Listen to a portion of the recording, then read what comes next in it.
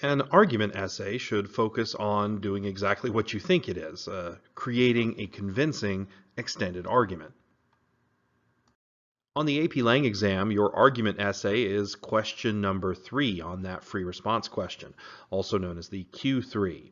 The specific task you're given is that you're given a topic to consider, asked to argue a position on that topic, and given 40 minutes to plan and write your essay. I like to say that the Q3 is the simplest of the 3 essays, but also the most difficult. Simple because there's no particular tricks to it. It's just very straightforward. You write a convincing argument, that's all. But I like to also say it's most difficult because it's so wide open and there's so much brainstorming that goes into doing this because you're given nothing to work with, just a topic, and that's it. Let's go ahead and pause the video at this time to complete the short reflection. Reflect on the 3 questions you're given, just in short paragraphs, right informally and off the top of your head.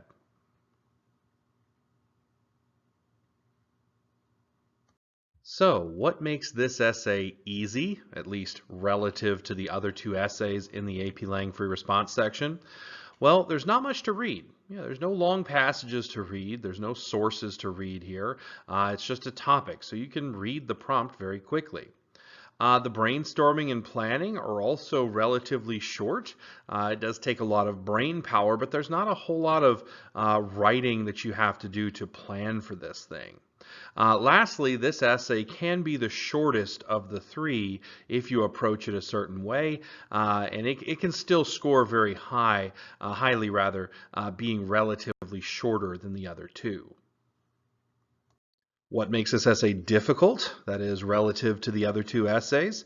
Well, you're likely going to be asked to write about something that you've never really given thought to before. It's really not a good idea to hope for a topic that's something you've read about before or had serious conversations about.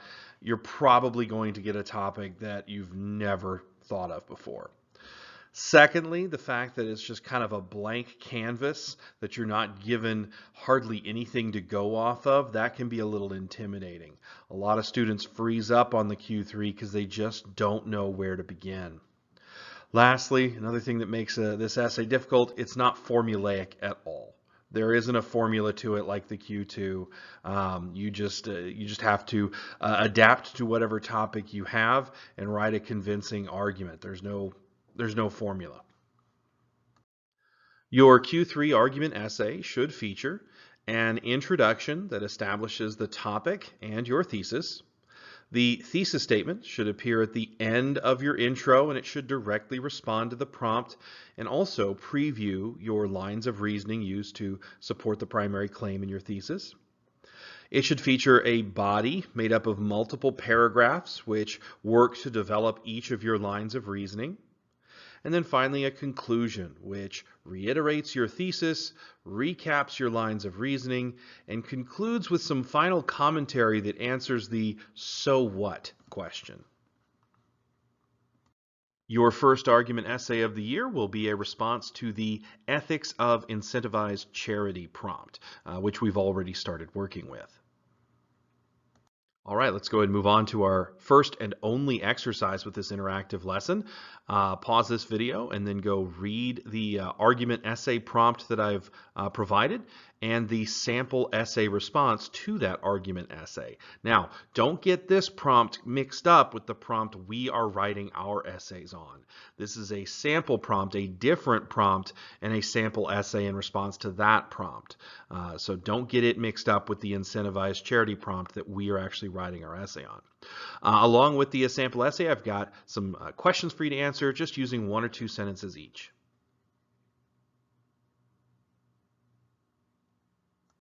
All right, let's go over your responses to these 5 questions, starting with number 1. What is the essay's thesis? Well, the thesis, since this is a student-written example, this student has put their thesis right where it's supposed to be at the end of the introduction paragraph, where the student says, Mencken is correct in this insight. Social influences, biological design, and an ingrained fear of change sway mankind towards security. even at the expense of freedom. Yeah, it's broken up into two sentences there, but that's perfectly okay. The first sentence establishes the primary claim. The second sentence lists off those premises that lead off each line of reasoning. Doing that is perfectly fine. Next, number 2, what does the first line of reasoning claim and what evidence is used to support that claim? Well, the first line of reasoning is right where we'd expect it to be in the first body paragraph. And the claim here is that various social influences help promote the desire to be safe over the desire to be free. And some of the evidence used here are just the kind of sociological examples of how people came together to form societies, first tribes and then later more complex societies because they wanted the protections that afforded them. And other examples get into the social contract, where the student here talks about Plato's theories on the social contract, and that's the reciprocation there. And then it kind of concludes by talking about how society even sustains itself by teaching its members to submit to authority and to law and order and that sort of thing, because all of that is part of, or all of that rather, is helping the citizens be safe, that sort of thing, or it's under the guise of that. So that first body paragraph is all about the social influences that cause people to promote, or to desire rather, safety over freedom. Moving on to number 3, looking at that second line of reasoning, looking at the second body paragraph here. The claim here is that there are biological influences that also make people desire safety over freedom. And the student backs that up with a lot of different evidence here, talking first about just how nature works, how nature is cruel and the survival of the fittest, and how that creates creatures that desire to protect themselves.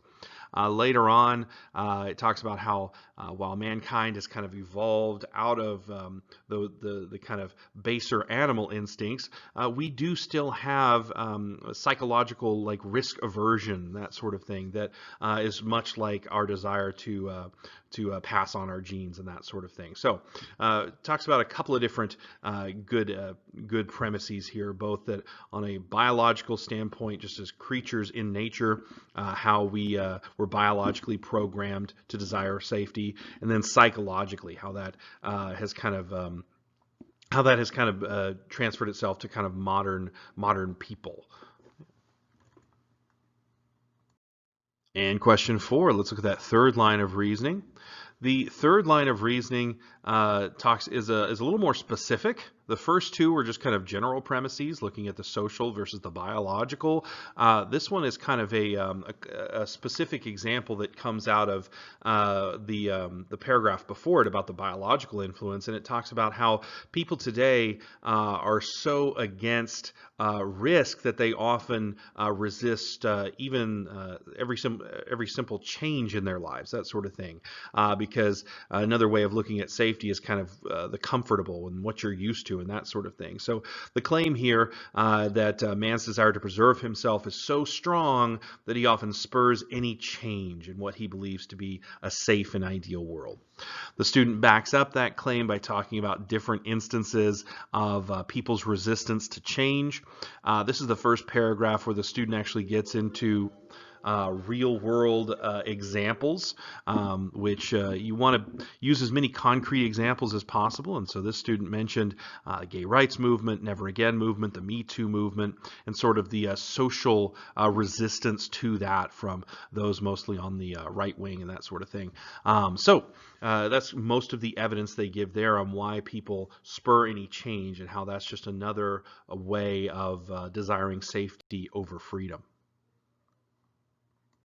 Lastly, number 5, how does the conclusion answer the so what question?